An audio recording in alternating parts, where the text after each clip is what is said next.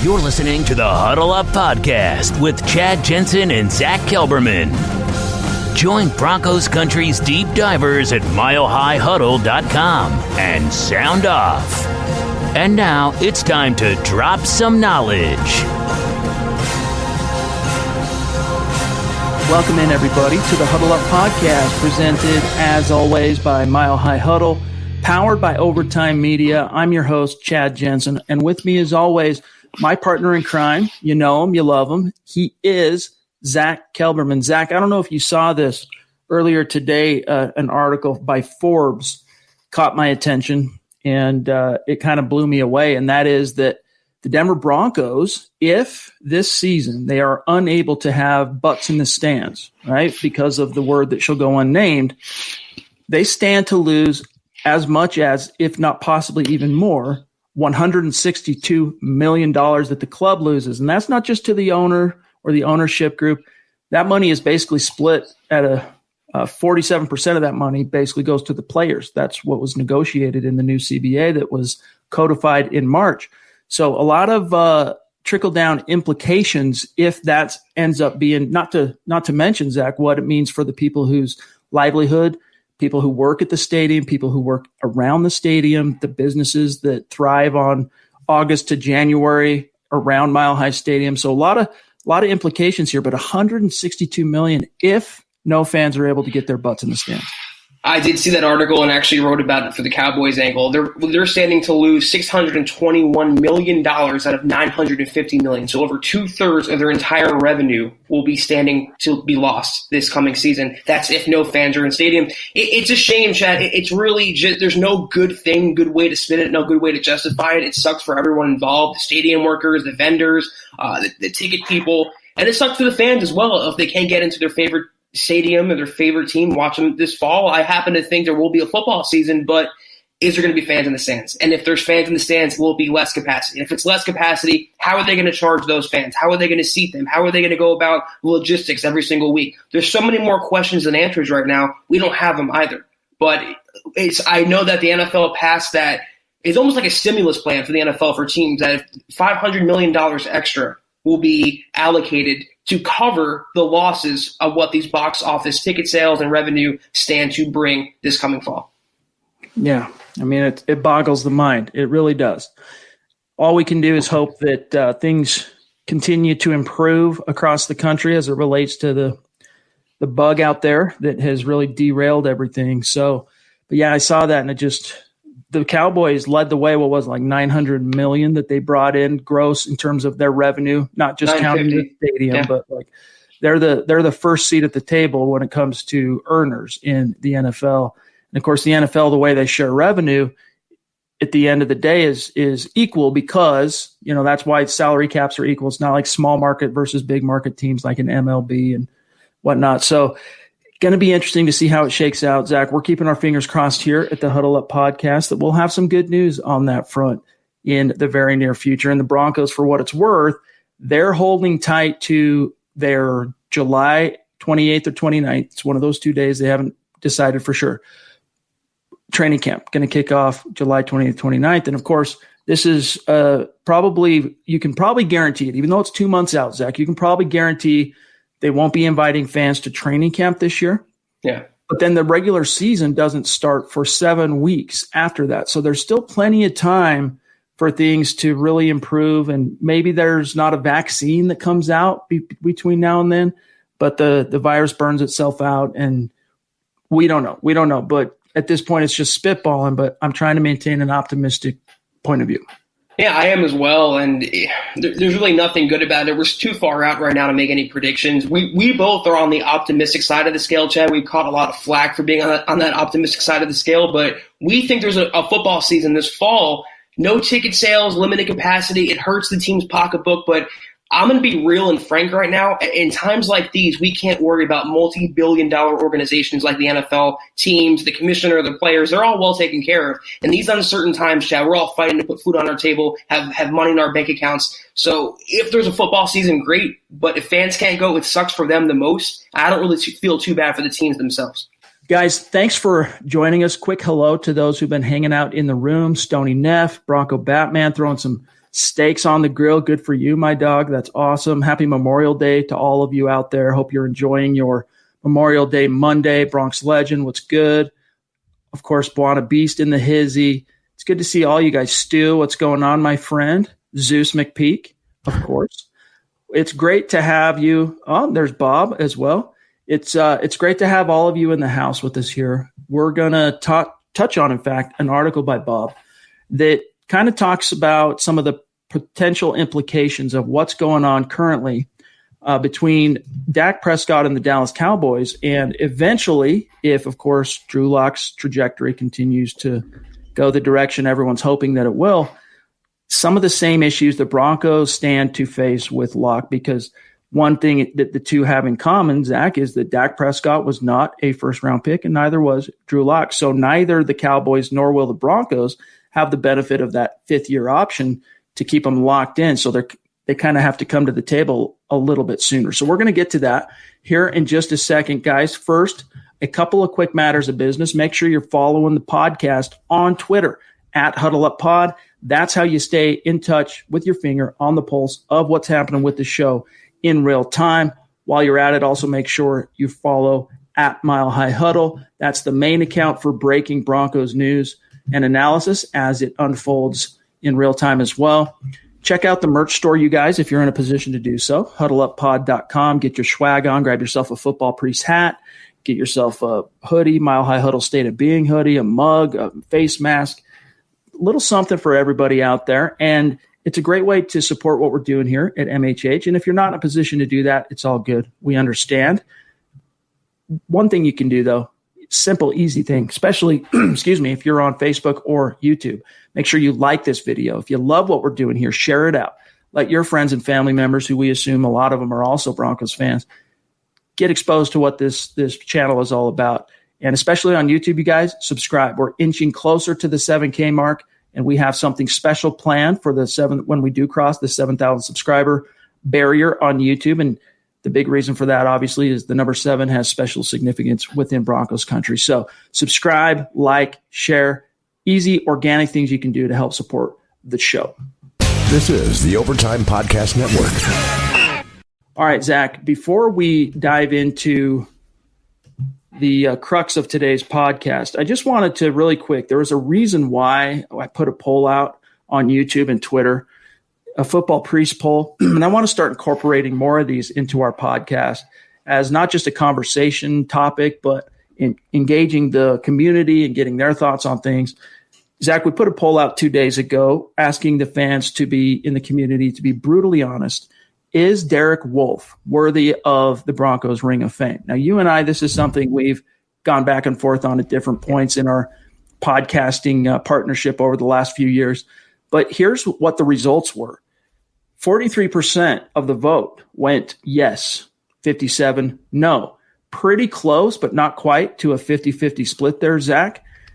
I think, though, as much as in my heart, the idea that, I think in the modern canon of Broncos history, Derek Wolfe would deserve to maybe be up there in the rafters. But when taken through the entire scope of Broncos history, I just don't think there was enough there for him to warrant Ring of Fame. I'm right there with you. He's like the ring of very, very good, but not the Ring of Fame. He was a really good player for Denver, but just too inconsistent. He never was the J.J. Watt of his time, Chad. He wasn't a generational player, but he also wasn't Devontae Booker either. I mean, I believe it was D-Mac from The Fan who put that narrative out. Maybe it was James Merliot.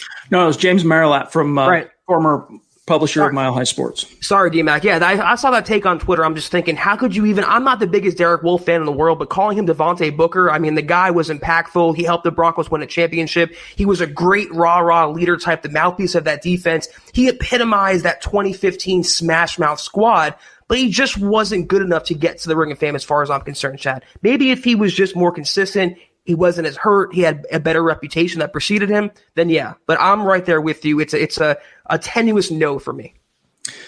By the way, you guys, if you have suggestions or requests for poll, reach out, let us know. If you want a particular question, query to the community, DM us, email us, milehighhuddle@gmail.com. We will remain open to any suggestions on the topics of polls. But real quick, a shout out to Duke, a super chat superstar, jumping in with a $10 super. Thank you, Duke. Appreciate you, Duke. Hashtag stay the course. I'm not sure exactly what you're speaking to there, but we do appreciate. We're going to stay the course. Yeah. We're going to keep bringing you daily Broncos content. Zach and I, you're going to have Huddle Up Podcast 4 days a week. You'll have Building the Broncos on Tuesdays. You'll have Dove Valley Deep Divers on Fridays. And then beginning this week on Saturday, you will have a brand new podcast to look forward to by Luke Patterson and Nick Kendall. They're teaming up to form their own podcast. The exact name of it is still somewhat a little bit up in the air. I'm not going to use the name, but look forward to a new podcast from those guys starting on Saturday. It's going to be really fun and something to look forward to, guys. But thank you for that donation, Duke. You know we appreciate you, my friend.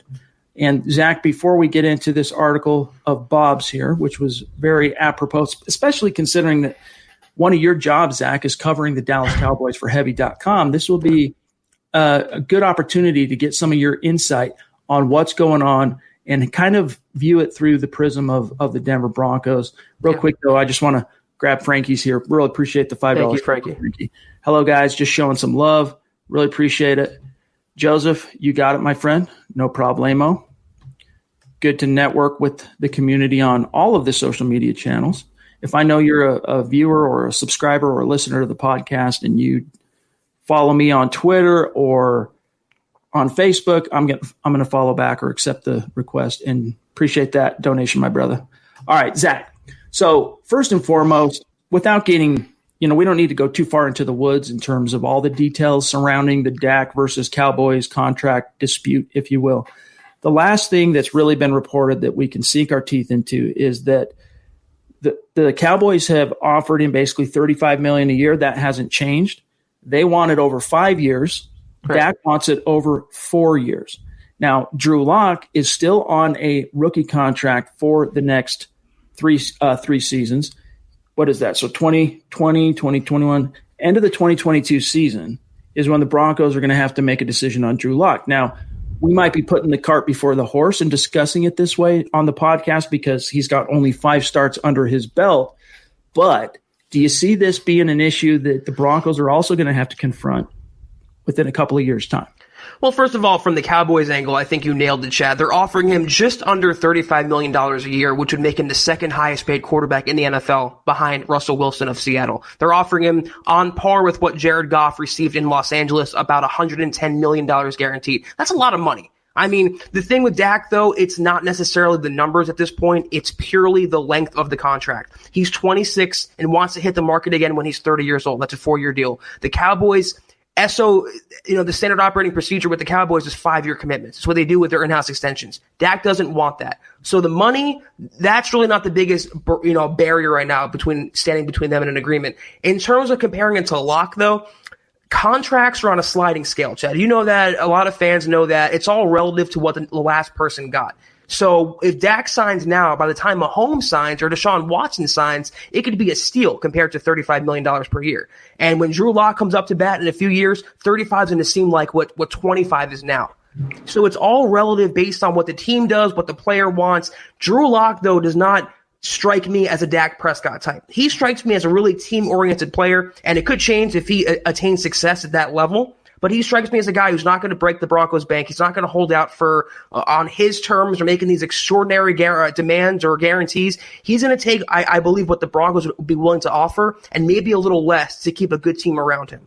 So it's hard to see that far out, but I don't think the Broncos are going to have an extended holdout or protracted negotiations with Locke like the Cowboys are having with Prescott. So in Bob's article, which is really good piece, you guys go check it out at milehighhuddle.com. Bob Morris published this on Sunday evening. He's got 3 ways that this really affects Locke. We've already addressed one of them in terms of, the fact that there's no 5th-year option, so the Broncos are going to have to come to the table. If he ends up being a franchise caliber quarterback for real, they're going to have to come to the table a little bit sooner than his first-round brethren out there in the NFL. The second point, though, he says here, quote, quarterback salaries continue to rise. This was something you just spoke to. So if Locke proves to be the guy in Denver, he could be in line for a bigger payday than perhaps what Russell Wilson is currently getting. He says also, quote, even if Prescott takes less money than Wilson, there are other quarterbacks who will be set for extensions, and at least one is likely to reset the market. If Locke proves to be the guy, he will most likely exceed whatever Prescott gets in a deal. So right now, whatever he ends up getting, 3 years from now, if Locke is the real deal, if he is the truth, easy, even more than that. And then the third here, to quote Bob, a less obvious point, but an important one. If Prescott gets his way and only has to sign a 4-year deal, that opens the door for other quarterbacks. Why would, say, a Patrick Mahomes and a Deshaun Watson take any contract for more than 4 years if 4 years is what Prescott gets, close quote. So, this is a little bit of a putting the cart before the horse because Locke still has a lot to prove, but it is kind of interesting to see what awaits the Broncos down the road. Yeah. And really what jumps out to me, Zach, this last thing I want to serve it back to you. They got to make hay while the sun's shining right now. They've got him on a rookie contract. They got 3 years in which they can allocate those $35, $40 million that might end up having to go to him a few years from now to the defense, to wide receivers, to whatever, to make the strongest roster, most balanced roster that can compete right now. I agree with Bob's point about kind of breaking the mold, but we heard that about Kirk Cousins as well. He signed a fully guaranteed 3-year contract with the Vikings, and that was supposed to be the next big thing for quarterbacks. I once heard an expression that every deal in the NFL is a 2-year deal, and it's either cut at that point, cut bait, or you renegotiate and add more years to the deal. But especially quarterbacks like Dak Prescott, these younger types that have more leverage within their organizations, they want shorter contracts. They want to cash in now and have an opportunity to cash in again later on. I don't know if Locke's going to do that, but I saw a comment here that says if Mahomes takes a team-friendly deal, then I could see Locke doing it as well. I see the type of player that Locke is based on the limited sample size we got from him. And if Mahomes does it, considering the Broncos are trying to copy that same trajectory, I can see Locke taking a team-friendly deal as well. You have to pay Justin Simmons. You're going to pay Phillip Lindsay, Cortland Sutton, Noah Fant in a couple of years. You have so many players you have to pay. Who do you pay? Who do you get rid of? That's the problem. Yep. And think back to the 2013 Seahawks who won the Super Bowl they're the ones that kind of blazed this trail of winning now while your young quarterback is on a rookie deal with Russell Wilson. And, for a couple of years there, 2013 and 2014, they were able to keep the band together and put money especially investing money on the defensive side, investing money into Marshawn Lynch, a few strategically placed personnel pieces on the offensive side. But after that next Super Bowl, the one they lost in the final seconds to the New England Patriots, things started coming apart for them because the money starts adding up, and Russell Wilson eventually had to get paid. He was drafted in 2012, 12, 13, 14. 15 was his contract year, and they ended up having to come to the table and figure something out. So that's something that is a good problem to have if you're the Broncos, if Locke proves to be the truth. Now, really quick, Zach, to shift gears, let's grab Stu here who wants to know, a different Stu, not Zeus McPeak, but Stu Primikoff. He wants to know, didn't people say that Vaughn gaining 15 pounds of muscle was a great thing, and now it's not looking like it? So do you guys think the same thing happened to Reggie Bush? He tried to gain too much muscle. I don't know about Reggie Bush's career trajectory exactly as it relates to gaining too much weight, Zach, but I'll tell you this. Reggie Bush is a sore spot for me because to this day, it really irks me that they took away his Heisman. I know that's a separate question. That's not what Steve's asking about here. But Vaughn's 15 pounds of muscle, I think every time he's tried to put it on to kind of get prepared for what his coaches expect him to have responsibility-wise in the scheme, it's never really panned out that well for him, Zach. Also, it's an edge rusher versus it's apples and bowling balls. It's two different kinds of players. So one needs more explosion, and the other one doesn't have to really rely on that, can convert speed to power. I think Vaughn, his issue more was Fangio's scheme. I think he just didn't take to it as well, and either he doesn't want to admit that or the Broncos don't want to admit that, and they're hoping that in year 2 with Bradley Chubb back, he's a little lighter now. He doesn't have to battle that injury he battled last year. It was just a perfect storm of everything bad for Vaughn last season. I'm not going to chalk it up to one thing or another. The pounds didn't help him out. He cut that weight this offseason. He's back to his normal playing weight. And I think that's one of the factors that will help him have a bounce back season, but it's not the end all be all determining factor, Chad. This is the Overtime Podcast Network. Speaking of Zeus McPeak, showing some love as he always does on each and every podcast. We appreciate you, bro. Thank you, Stu. And means everything to us. And you know this, my friend. Thank you. Also, Johnny Baby jumping in with a $10 super. And he's off tonight. Nice. You can actually watch live, participate in the conversation. He says, MHH fam, let's smash that like button, support our football priest. Hashtag state of being. And Ian here wants a Mile High Huddle hat for his birthday. Those are nice. You better tell your girlfriend, tell your bro, tell your mom or dad. HuddleUpPod.com, my friend. And Stu also, Primakov, jumped in, showing a little love there. Appreciate you, bro. Gio, really quick. I don't want the stream to jump these guys, so I want to grab our awesome Super Chat superstars real quick. Very generous. Also, as consistent as the day is long. We love you, George. He says, things are looking better here in upstate New York as I get back to work June 1st. That is nice. Excellent news, George. We're happy to hear that. And also, Zach, for what it's worth, the governor of New York, I almost used his father's name. I almost said Mario Cuomo. We'll just say Governor Cuomo, okay?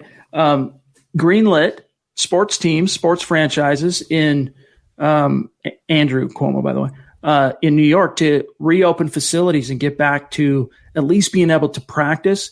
Now, the issues of playing games and all that remains to be seen, but the New York Jets, the New York Giants, that was one of the things that we were worried about in terms of the NFL's, and understandably so, their mandate to maintain competitive balance. We didn't know exactly when coaches and players for the Broncos were going to be allowed back in the building, except for it was going to be probably sometime in June. Cuomo greenlighting the Giants and the Jets, for example, to return to facilities. I think just looking at the landscape, I know California has already rubber stamped it for teams to return. That should mean that in June, players and coaches are going to be able to come back and get back to the business of at least maybe try and capture phase 3 of OTAs before camp. I think because the Giants and Jets reside in New Jersey, though, I think that's the New Jersey right. Jersey. And I think Phil Murphy, though, I think he's the next to sign off on that. So it's no problem there. But we're moving in the right direction here. And I believe the Eagles actually canceled the rest of their off-season program, their virtual program, and saying, listen, come back healthy, ready to go for training camp. So NFL teams and players and coaches are all kind of expecting and banking on having a normal training camp. Normal in the sense of starting on time. Might not be no fans there, but we're not going to have I believe a postponed season or a canceled season at this point, Chad. It's looking good. And George telling us things like that. We're going to get some hate for being positive right now and optimistic, Chad, but it's so good to hear about people's success stories right now. Charge it to the game. Right. Bronco Batman showing some quick love here before he's got to go eat with the fam. Appreciate you, my friend. That is very cool. And also, James, we echo this message. Hope everyone has had a meaningful Memorial Day. Robert comment is, what, being a cynical pessimist isn't a good thing? No, it's not, dude. It's not, in my opinion, it's not a good thing, but you know this. I know you're joking there. Terry, proven as always up in Canada, the Broncos country is not a geographic location. It is a hashtag state of being, baby. We appreciate you, Terry. All right, let me see what else we've got here. While we're on this topic, while we're kind of scrolling through and seeing what's on everybody's mind here, Zach, I wanted to get your take on that. I wouldn't quite call it a Twitter argument. I mean, borderline. Maybe it's hyperbole to call it a Twitter beef. I understand any criticism that they would call it a beef. But Devontae Harris, Shelby Harris, right? They get into it a little bit over right before the weekend, in fact, on Twitter, based on the word that shall go unnamed, as the core subject, but really the use and wearing of masks. And I guess I could go through the entire conversation if our audience wants us to. I can pull up the article and we could even do a screen share, pull up the MHH article. But what did you make of that? Was it kind of a mountain out of a molehill, or do you think it's kind of a sign that dudes need to get back on the grass? Yeah, I think it's actually both, Chad. I think we're overblowing every little thing right now because there's nothing else to talk about. There's no practices. There's no schedule for practices. There's no plan on the horizon that we know of that's imminent. It's just everything is slow to a crawl. So every Twitter argument that players make or everything they touched on when it comes to that subject, Chad, is going to be magnified. I'm not looking that much into it. By September, we won't even remember that these two had that discussion. I agree with you. And it's worth noting, too, that we got called out on this in the article because I didn't mention it in the report itself. But the fact that they share an alma mater. They both went to Illinois State. Now, Shelby entered the league in 2014. Was it? Yeah, 2014. And then Devontae Harris was 2018, I want to say. Yeah, 2018. So I'm not sure if they were actual teammates or if they share an alma mater there. But let me just really quick so you guys can see. Devontae Harris, his tweet is, if I see another parent walking around without a mask and their toddler doesn't, I'm slapping them. And really, I'm not going to go through everything that their entire exchange, but really all it came down to was Shelby was like, that's a strong statement from somebody who doesn't have kids. And then they kind of went back and forth at each other. And it was left by Devontae Harris as saying, thanks, boss. I'll continue on with my day as you should. If you guys want all the details on that, go check out the article at milehighhuddle.com. But again, to me, is it the biggest deal in the world? No, but I think it does show a little bit. Look, they're NFL players. They might be world-class athletes, Zach, but they're human too. Right. And being, isolated for 2 months, being kept from what they love to do. Obviously, these guys are working out individually, but being kept from the film room, being kept from, the practice facilities, the locker room with the boys. And I mean, by this point, here we are at the end of May, Zach. We should have already have had phase 1 of OTAs, rookie minicamp, voluntary minicamp, and then going into phase 2, phase 3, a few more things to happen. They've just had to live off some Zoom meetings. And those of you out there in the professional world who've also had to, be reduced to doing Zoom, it's just not the same thing. It's better than nothing, but Zoom, it's just not the same as being there in the flesh. So to me, it's just a hold on for dear life, guys. If things are starting to break, they just need to get back on the field. I think it was less about the issue, Chad, and more about just Shelby Harris as a person and as a parent talking to another person who's a teammate of his, and he says, you don't have kids, you don't know what you're talking about. That one little comment could be applied to anything. He could have been talking about watching a movie. He could have been talking about going out to eat somewhere. I mean, it doesn't have to be just this issue, but this issue is magnified right now for the same reasons you just laid out. There's nothing else going on. James wants to know, is the new Nick and Luke pod replacing the Dove Valley Deep Divers on Saturdays? Yes. So the thing with DVDD having 2 pods a week, that was always a temporary adjustment during pre-draft because Eric's focus is so much on draft, Eric Trickle, that we wanted to give him as much opportunity to, dump all that information to our fans and get as much of that out as possible.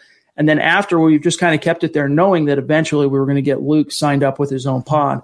And that's the only other day is Saturday. So it's going to be Nick and Luke replacing the Dove Valley Deep Divers second podcast of the week. So Eric and Lance will still be going on Fridays each and every week. So our awesome audience will get a chance to see everybody each and every week. That's not going to change.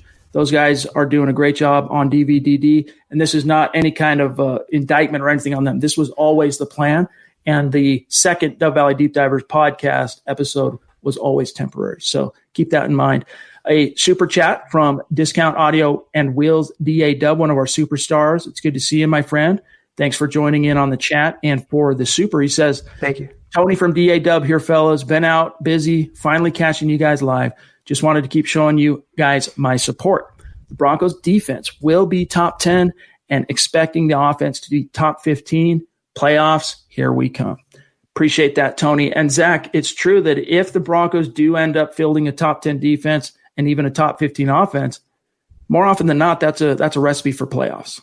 I'm going to go the extra mile. They're both going to have top 10 units on both sides of the ball, Chad. I really do think the offense could be a top 10 if Locke takes that next step and all the talent coalesces there. The defense could be top 5. But if you have a top 5 defense and a top 12 to 15 offense, yeah, that's a 10-6 record on a wild card, and the Broncos will make a lot of noise come January. All right, Jared. Yeah, it's going to happen. You get that obligatory downvote here and there. It's going to happen. It is what it is. It's no. Let him hate. Let him hate. It's all good. Here's from John. Juno wants to know on YouTube, why is nobody signing Cam Newton? I can think of at least 5 teams right now off the top of my head that he could start for, including New England. Zach, we don't know exactly what his contract demands are, But I think a lot of it has to do with the fact that teams are skeptical still about his health. Right. 1,000. Yeah, it's not even the money at this point because he said he would be open to taking a backup job. He can get something like Jameis Winston got on a prove-it deal. It's the fact that he can't come into facilities, or maybe soon he can, but to this point he hasn't been able to come in and take a physical. Teams don't know what's up with his shoulder, his foot. Those are serious career-threatening injuries that, in retrospect, have derailed his career. So I'm with those teams that are being tentative and cautious. This is your starting quarterback, and as the Broncos learned, you can't bring in just anyone for that role. This is the Overtime Podcast Network. Miller 707 Champ chiming in. Good to see you, by the way. He says, it still worries me that Drew Lock is a KC fan. Well, he was. He grew up a Kansas City Chiefs fan. Trust me, professional athletes, by the time they get to the bigs, Shane Ray is the exception that proves the rule, okay? These guys leave behind their childhood biases and their childhood, favorite players and favorite teams. When they end up in the bigs, man, they're not worried about that anymore. In fact, Drew Lock has to face the Kansas City Chiefs twice a year as the quarterback of his respective franchise. Now, again, Shane Ray went out there while he was a Bronco and got the Chiefs arrowhead tattooed on him, which was just a terrible, terrible omen and just completely unwise. And he's out of the NFL. Unforgivable. So, yes, I wouldn't, Zach. That doesn't worry me about Drew Lock that he grew up a Chiefs fan. Literally one whit. I still remember right after he was drafted or a couple days after, he went back to his parents' house in Missouri and planted a giant Broncos flag smack dab in Chiefs territory. I don't worry about that in the least. And he even said, I think, in his post-draft presser or post-draft interview, he's going to cut that allegiance off. And he realizes that he grew up in that territory. It's a rival team of the Broncos, but he is all Denver all the time. That is Drew Lock. King Hicks jumping in with the $10 super. We really appreciate you, my brother. It's good to see you. He says, shout out to my MHH family showing some love. I love this community. Thanks to everyone that supports us. Hashtag Chad and Zach rocks. Thanks for all that you guys do to get us through this difficult time. Hey, man, you guys keep us coming back for more at each and every, as you said, we love the community too.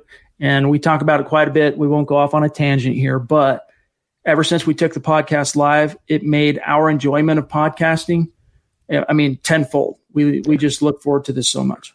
And Chad, I know that we're emerging from this issue that's plagued us, and the keyword, we're emerging from that. But during the last 2 months, these pods, at least personally for me and professionally, have pushed me forward. They've been something I've looked forward to. They've been a very healing, in other words. Yes. It's been cathartic to have these pods. So we appreciate you guys as much as you do us.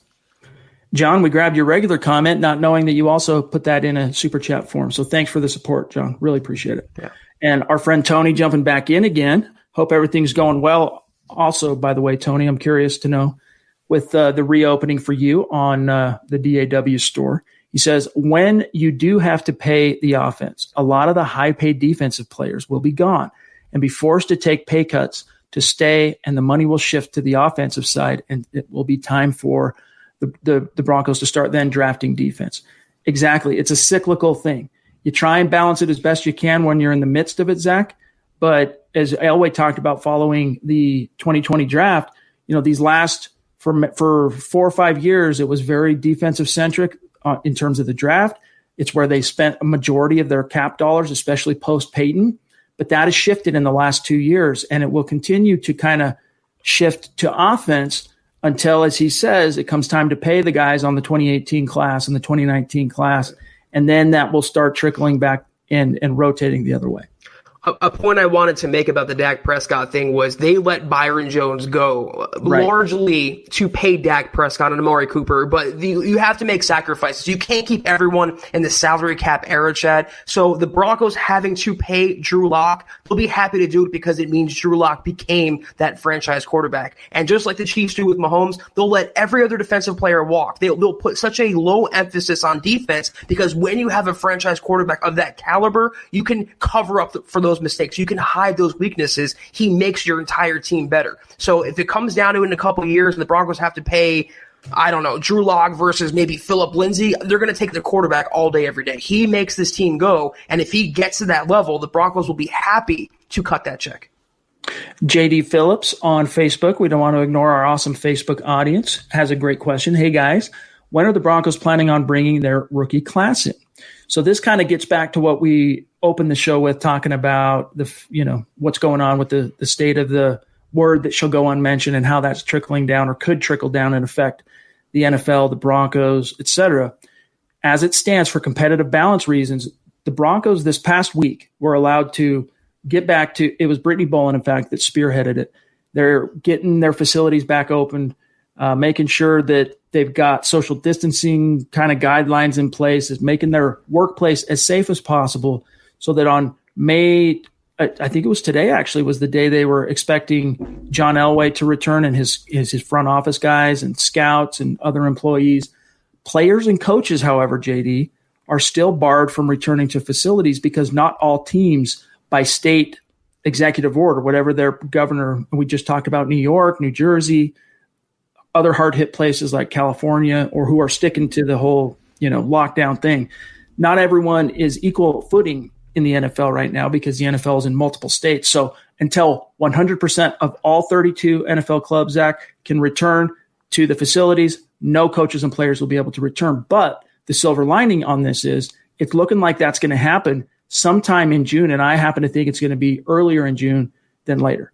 Yeah, I reported on this for the Cowboys. It's up to 75 employees in a team building at once. It's rehabbing players and certain team executives. So no healthy players, no coaches, none of those personnel type of people. It's just those central types. But like Jerry Jones said last week, he anticipates imminently having more and more people into the building. So I'm with you, Chad. It's going to be early June when the players and coaches can come back in the states that are open right now. So training camp is definitely on schedule. It might be no fans in around them. It might be a weird training camp, a weird summer, but there will be football in late July, early August, and through the fall. Amen. James here pointing out, however, the Giants and Jets would be covered by New Jersey's laws and their headquarters in New Jersey. So my bad on that, guys. All right, let's see here. Let's grab Big Kev jumping in, a super chat superstar. Appreciate you, Kevin. Who do you guys think will be our next free agent signing, not including a Jason Peters or a Kelvin Beachum? Honestly, Zach, thanks for the super, Kevin, and for the question. Yeah. I don't really have a name for you, Kevin. We could go through a whole list of available free agents and maybe make that kind of a focus of the pod, like an episode down the road or something. But really what you do at this stage is you circle positions that are still of need. And we've really hammered this point home in since the draft ended. It really comes down to offensive tackle and cornerback are the two main problem areas. In a perfect world, maybe you would even like to add a little more experience behind Drew Lock at quarterback, but I still think they can get by with, as it is with Jeff Driscoll as the main backup there. But so it really is, I know you removed them, KP, from the equation and Beachum and Peters, but honestly, those are the no-brainer two guys to keep an eye on because you've got Elijah Wilkinson recovering from a foot procedure. You got Juwan James' recent injury history. The Broncos have to be sensitive to that. And Garrett Bowles, you just don't know quite yet. He's walking the knife's edge. Is he going to fall on this side or is he going to fall on that side? We don't know yet. So that's a position right now I think the Broncos are holding tight. But once they actually get to camp and see how things are shaping up, see how healthy guys look, how well they're kind of pulling their weight, that's when the other shoe will drop, Zach. I think if there's a player the Broncos are targeting or a position the Broncos are targeting, that player is still on his current team. They would make that call after a guy gets released, after June 1st cuts around training camp, or if an injury strikes. I think they're good for the most part on the roster. I keep hammering home offensive tackle, and you mentioned Peters and Beachum. I'm throwing Cordy Glenn as well. That's their tackle on the market. He's a capable starter, let alone a swing guy. So cornerback, tackle, I really can't think beyond that, though, Chad, of what they other need. Maybe they got a guard, they have centers. I mean, they really have everything. Tackle and secondary for me. It's only positions. James jumping in with a, £5, I believe that's the sign for pound. Super chat. Thank you, James. We appreciate you, brother. And also what you do on the MHH Superfan Facebook group. He says, just ask the Falcons about how they pumped in crowd noise. Problem solved. That would be a potential solution, Zach, to help kind of create an artificial sense of a football environment, pumping noise, crowd noise through the speakers, if no fans are allowed to attend. Or, it might be a situation, Zach, where certain, let's say like 3/4 of the league are able to at least have fans in the stand in some form. Like maybe it's 2/3 capacity, maybe it's 1/2 capacity, maybe it's a quarter capacity, something. Whereas a couple other teams, 25%, whatever it might be, might not be able to have any fans. So then you have to wonder, well, competitive balance again. Is the NFL going to allow the teams that can have fans to have fans? Because maybe they play a team who in their home stadium, when they're at home, they're not allowed to have fans currently. And then they come on the road. The home team gets the benefit and advantage of fans and the away team. Then you still get into some competitive balance issues. Right. It's really going to be curious. I don't envy the decision makers right now at the front office in the NFL having to weigh all these issues, but it will be interesting to see how it all shakes out.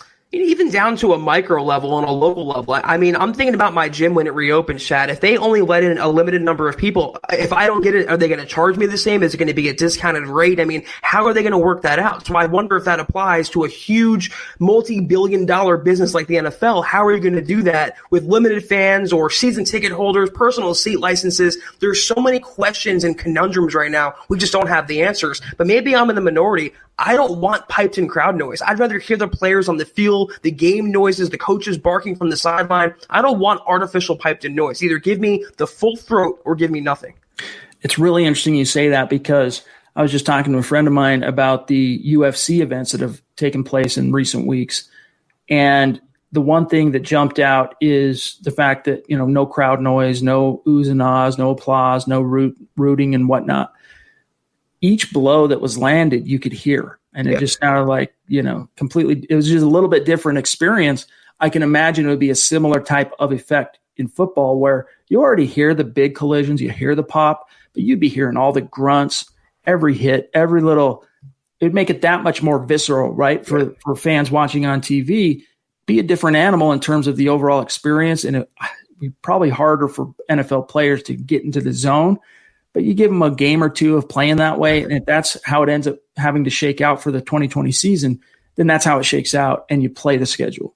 They're big boys with a big check on the line every single week, Chad. I'm not worried about upsetting that apple cart, but if we're not going to have fans in the stands, I don't want some Madden-generated stock noise, generic noises. I want to hear, like you said, I want to feel more immersed in the game. I want it to feel more like I'm there. Most people watch it from TV anyway. Going to the game is a crappier experience than sitting in your living room and watching it on TV and in the comfort of your own home. So if I'm going to have that anyway, I want to feel like I can hear every sound, every whistle, every scream, every celebration. BNS with a question on YouTube. He says, so if the Jets can pay Joe Flacco, when we all know he isn't worth a moldy pair of shower shoes, and we won't even give Philip Lindsay a bonus or an increase, what does that say about how we feel about Philip Lindsay? I assume that's what you mean by him, BNS. What's your answer, Zach? It's apples and bowling balls. I don't see how those two things are exclusive there. I mean, obviously the Broncos thought enough of Flacco to trade for him and make him the understood franchise starting quarterback for a year, and they have a different opinion of Philip Lindsay, but they still like Lindsay. They still think he can contribute to the offense. It just Elway showed his true colors in believing that Lindsay's not a bell cow back. He's not a workhorse back. And he liked Melvin Gordon in that role better. And I have a feeling Elway's saying to himself and probably privately to Philip Lindsay, you perform well this season with Melvin Gordon being the number one guy, then we'll pay you. But until then, you got to really prove your mettle in the NFL just a little more, which I don't agree with, Chad. And I don't think you do either. No. Yep. I mean, we don't need to go down that rabbit hole tonight, but no, I do not agree with that.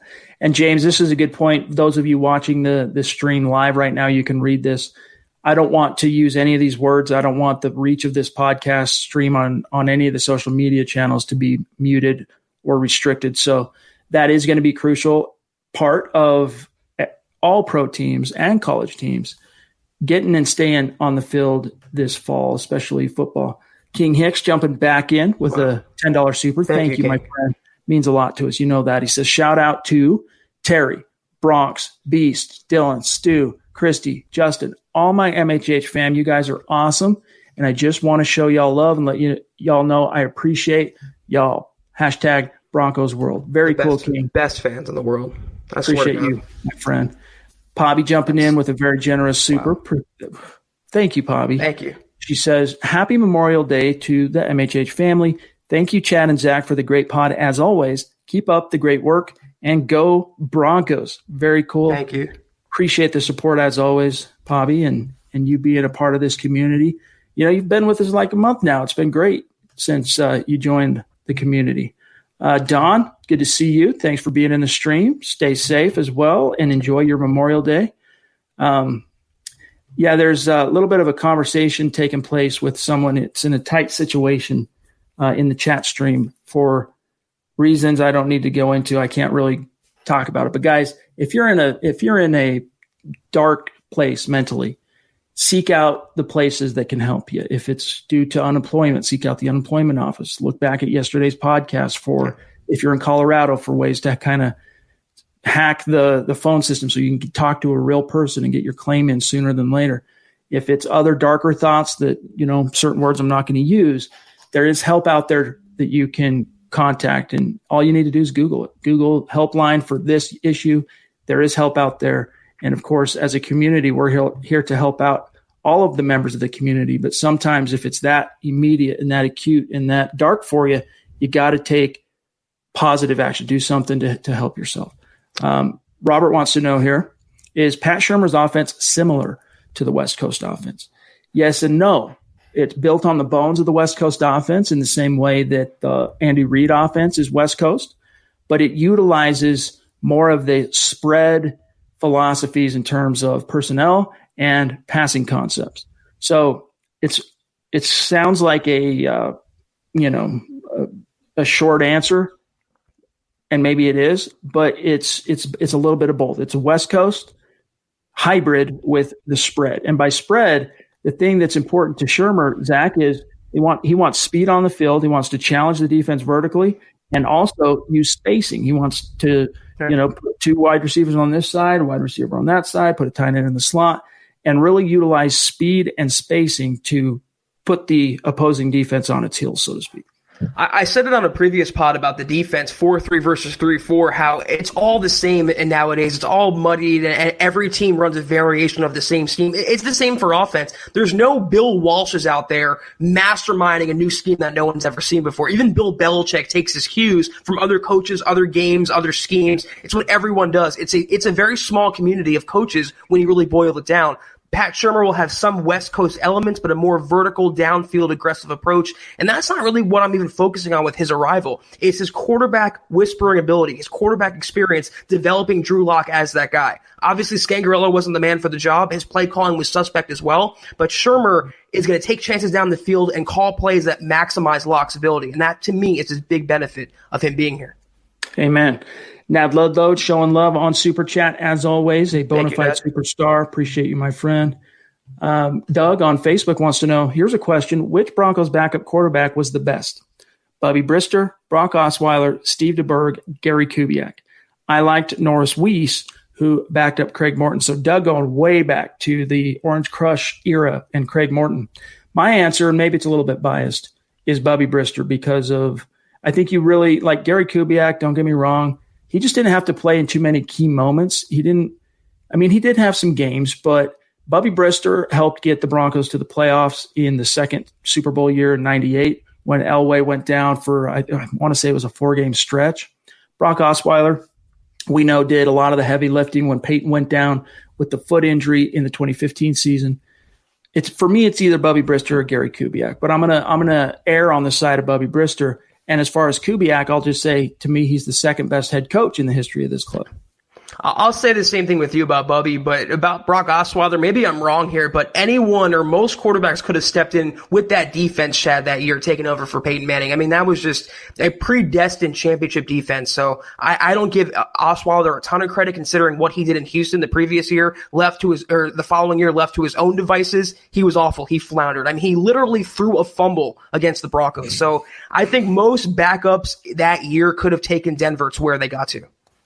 I think in a general sense, you're right. There were a couple of games, though, where Brock Osweiler was a part. You could say he was the difference. Like, he contributed. Who were the difference makers in this W? I think especially of that New England game in the snow, right. The one that everyone can remember on Sunday Night Football when C.J. Anderson broke that overtime rush to walk off the field. The Broncos stormed back from a 14-point deficit in the fourth quarter to tie the game and force it into overtime. And a lot of dudes made plays to get them to that point. Osweiler was one of them, made some really clutch throws. So I think you're right, though, that most competent, capable quarterbacks of the backup variety could have stepped in and done similar things for this team, for that team in particular. But I'll still give him his props. Juggernaut jumping in, $10 super. Sorry, I'm kind of stumbling over that. Juggernaut. Hey, guys, normally I'm catching the pod after it's over, but I wanted to throw some doll hairs your guys' way in appreciation of the consistently good content. Keep it up. Very cool. Appreciate that, man. Where's that reference from? It's from some movie, Doll Hairs. I don't know. That's something that sounds familiar. That's something my kids say to each other. I'll give you, hey, if you do my chore, I'll give you 5 doll hairs. I just remember hearing that. Dollars? Maybe you're right. Maybe it's a common expression. Absolutely. Robert, no, Devontae Booker is no longer a Bronco. He signed with the Raiders. Devontae Harris, the cornerback, is, and Devontae Bosby, the cornerback, is. All different spellings. It's weird. All 3 of those players spell Devontae differently. So very interesting. Devontae on the Broncos to make it technical. Correct. All right.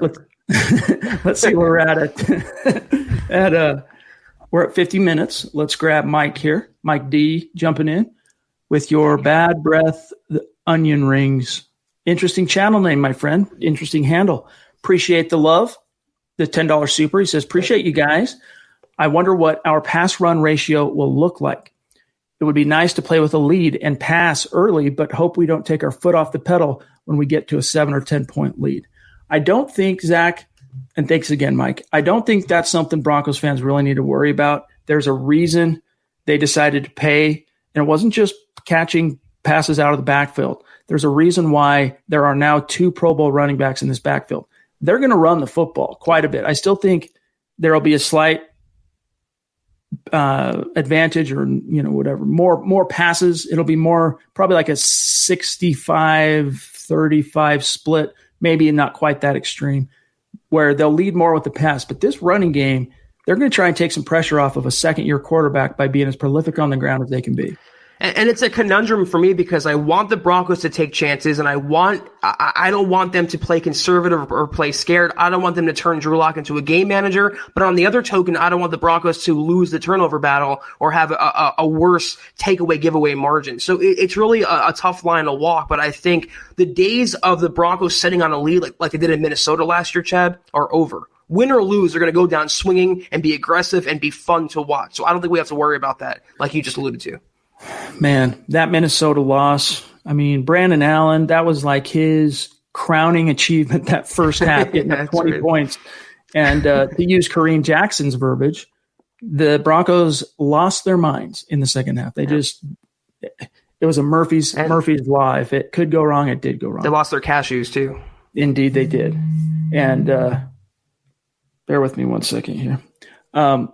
Leroy Williams jumping in on Facebook to say, hey, guys, who will replace, I'm guessing you're saying Elijah Wilkinson, and do you think Jake Rodgers could be in competition with Garrett Bowles? So Wilkinson at right tackle is what I assume you're asking there, Leroy. That's going to be Juwan James, of course, right? The big, highly sought-after $54 million right tackle the Broncos paid in March of 2019. Wilkinson is going to be competing with Bowles, supposedly, for the left tackle job. Yeah.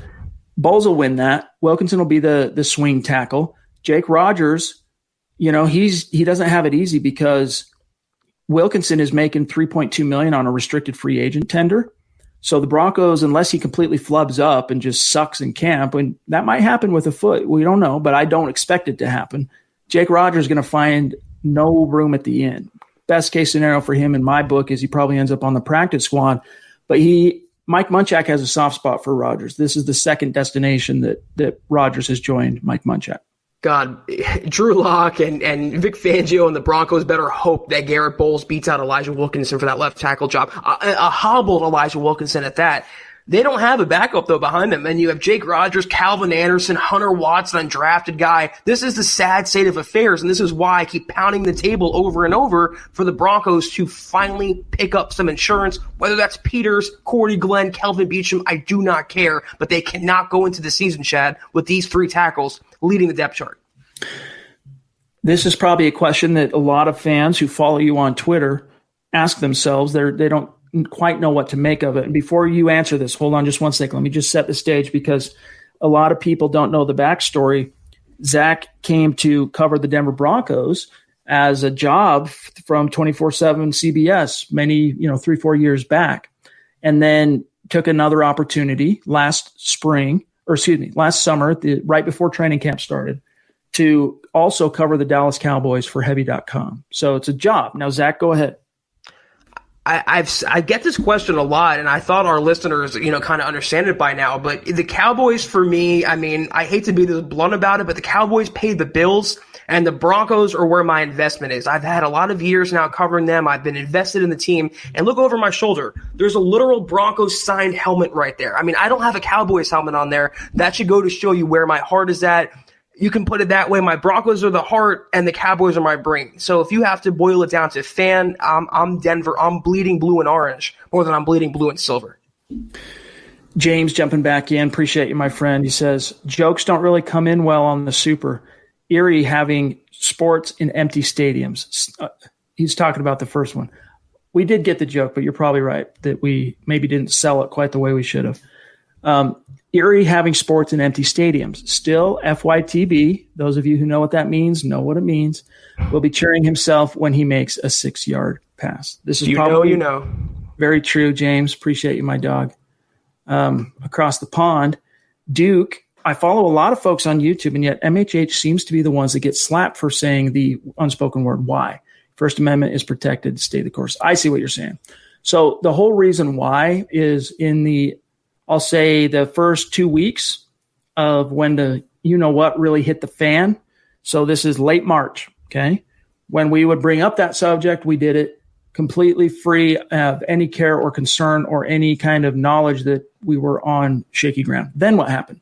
We did a fundraiser where we, for about 3 episodes straight, it was one episode centered around the fundraiser, but the one before that, promoting what we were going to do on the other, and the one after that, talking about what we did in the fundraiser. So there's 3 episodes where that word and words close to it were used nonstop, constantly. And what we found is that those episodes, the reach, so usually, look, we have like 6,000 and change, almost 7,000 subscribers on YouTube, but every podcast, every live stream, YouTube actually puts it in front of, on average, 20 to 25,000 people, okay, based on their, preferences and whatnot. Those podcasts in particular were muted by a quarter. They exposed them to only a quarter of that audience. There's a reason why. And so what we've decided to do coming out of that is we use code words. We try not to talk too much about it, period. That's not what this podcast is about. We're with you on the First Amendment and all that. We get that. But at the same time, some of these social channels, Zach, are very censorious.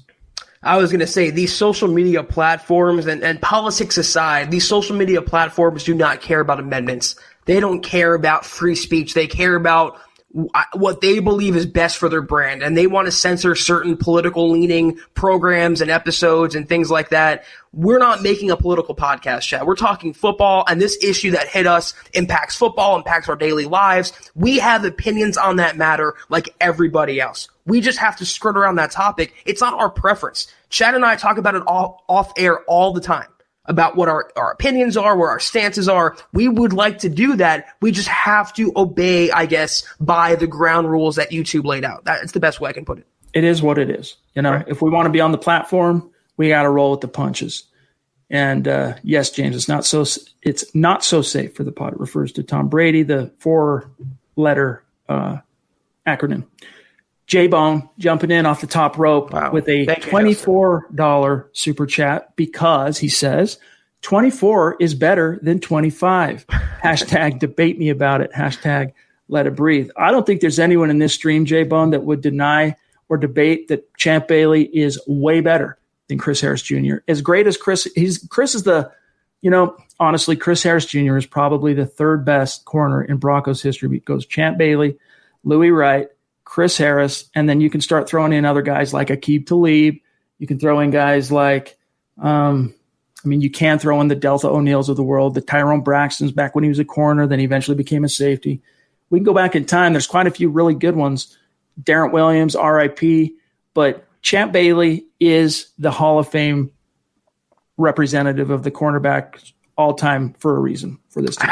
I wasn't even making that connection between the numbers, Chad, of 24 and 25. But yeah, there's no question here. That's one time I'll agree with you that a lower donation or a lower number is better. Chris Harris, there's no question, there's no contest. Champ Bailey was better cornerback than Chris Harris Jr. Appreciate you, J-Bone. Tony jumping in on YouTube to say, hey, guys, I've been listening since the Vikings game. What was that, week 11, I want to say? Do you think with a new offensive system and new receivers that could lead to another slow start, and how will that affect the record?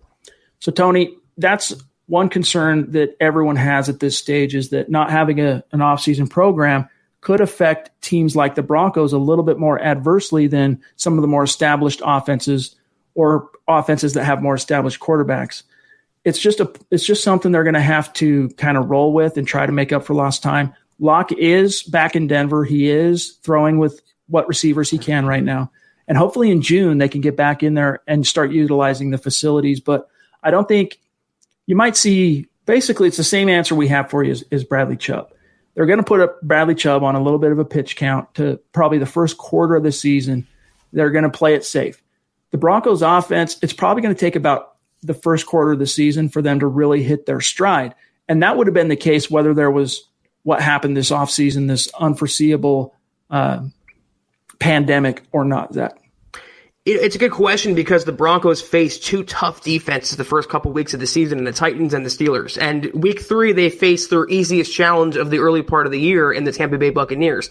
I'm not worried about Drew Lock. Yeah, it's not ideal having the offseason ruined. Yeah, he's going into his first year as a starting quarterback. But as I keep saying, the entire NFL is on the same playing field. The entire NFL had their offseasons ruined. It's not just the Broncos, and it's not just Drew Lock. And if there's one young quarterback in this league, more so than Daniel Jones or Kyler Murray, any young quarterback, Lamar Jackson, Drew Lock constantly dealt with change in college. Every single year he was at Missouri, there was change there. So if there's one guy who's equipped to go through and go into the unknown knowing, it's Drew Lock. Duke, we appreciate you, my friend. We do appreciate that sentiment. Bob pointing out Osweiler's issue was players didn't respond to him like they did Peyton. See the 2015 season finale against the Chargers. Very true. When Peyton entered that game in the second half, it was a galvanizing lightning rod for the entire team, but especially for the offense. James bringing up, though, that New England game was critical. If the Broncos don't win that game, the Broncos probably go in as a 5th or 6th seed. They don't get home field advantage, and they don't win the Super Bowl. Who had to travel to play who in that AFC title game? It was the Patriots having to travel to play the Broncos. And James is 100% right that could have been different had Osweiler not played well in that game.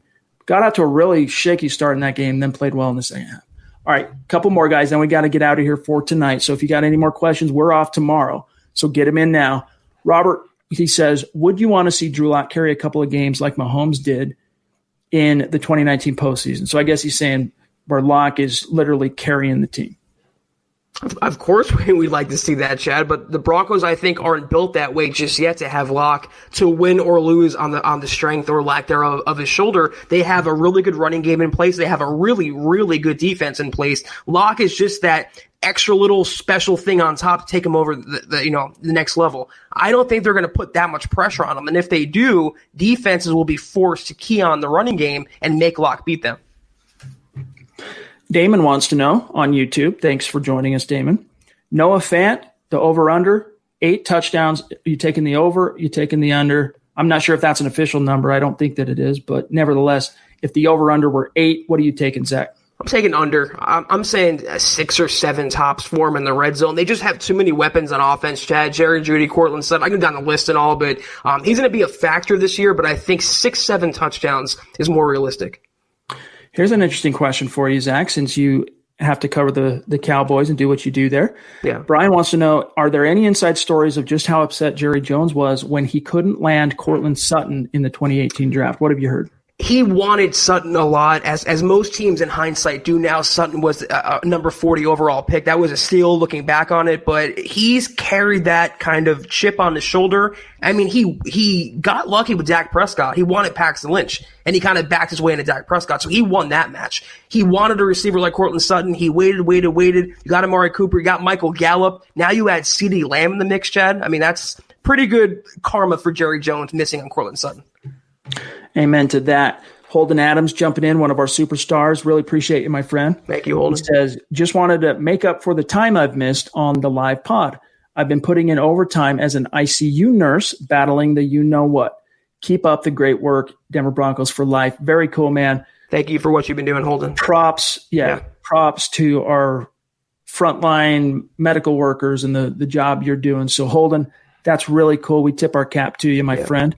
And by the way, if you're on Twitter, Holden, reach out and let me know what your handle is so that we can tag you after this podcast, my friend. It's good to see you, and thanks for joining us as always. All right, let me just make sure we're not missing anybody here, Zach, and then we'll wind today's podcast down.